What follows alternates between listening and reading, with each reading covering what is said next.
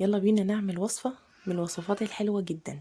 بجد طعمها حلو قوي، وبعدين مختلفة كده شوية وفيها شوية حاجات كده، تفاصيل هتعجبكم جدا، وكمان مغذية قوي. كمان فيها حاجات وعناصر غذائية عالية قوي، وحاجات بقى من اللي ولادنا مش بيحبوها بس هنضحك عليهم بقى وندخلوها جوه الوصفة.